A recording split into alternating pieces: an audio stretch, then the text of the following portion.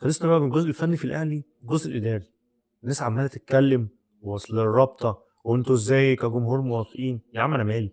الرابطة كان في لائحة أول السنة وقعدنا نقول أصل مش عارف إيه مش قانونية وبتاع، كل الأندية كلّها مضت على اللائحة ومضت إن الرابطة رسمية وكل حاجة تمام. الرابطة طلعت قالت لأ والله إحنا اللائحة اتغيّرت وفي البند ده اتلغى مش موجود، اللي هو خصم 3 نقط. طَب يا عم أنتم بتكلمونا ليه؟ روح كلم الرابطة، المشكلة دي ما تحلهاش معايا. أنا رأيي في الآخر أنا استنيت القرار. وقُلنا قبل كده إن القرار بتاع الأهلي قرار جه في وقت غلط، خلاص الرابطة طلعت قالت والله لأ يا جماعة الخصم ده مش موجود، الزمالك كسب 3-0 والزمالك خد ال3 نقط، أحلى 3 نقط عليك يا عم، اتهنّى بيهم والدنيا تمام. الرابطة طلعت قالت لك لأ والله إحنا كنا غلطانين، خصم ال3 نقط ده مش هيتنفذ. في لائحة أول الموسم مش عاجبك، روح يا معلم حلّها معاه، ما تجيش تقول أصل أنتم موافقين وأنتم مش عارف إيه، يا عم أنا مالي. أنت مش عارف تحل مع الرابطة واتحاد الكورة جاي تحل معاه. نرجع تاني للنقطة بقى بتاعة الأهلي، لأ، أفضل مصمم إن اللي حصل ده ولا انتصار ولا أي حاجة. الموضوع تدارك أيًا كان الأهلي بقى اللي هو اللي مبلّغهم بالقصة دي، الرابطة جمّعت بعد كده إن هو لأ إحنا اللائحة اتغيّرت أول الموسم، دي اللائحة القديمة.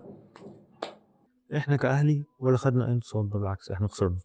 الماتش كان في المتناول، ولو سألت أي حد مصري أهلاوي أو زملكاوي هيقول لك ماتش في المتناول، كنا هننزل نلاعب الزمالك حتى لو كسبوا 1-0. خدت ال3 نقط، في يومها بيراميدز اتعادل مع المصري، كنت أنا أقرب حد للدوري. لو كمّلت ماتشاتي كلّها وخدت ماتش بيراميدز ده بنقطة واحدة بس، أنا خدت الدوري. دلوقتي الدنيا اتصعبت. الدنيا اتسهّلت شوية بعد ما ال3 نقط اللي كانوا المفروض يتخصموا دول اتشالوا، بس في النهاية إيه، الفرق 4 نقط، هاكسب بيراميدز الفرق نقطة وهو كسب ماتشاته كلّها، هو ياخد الدوري برضه.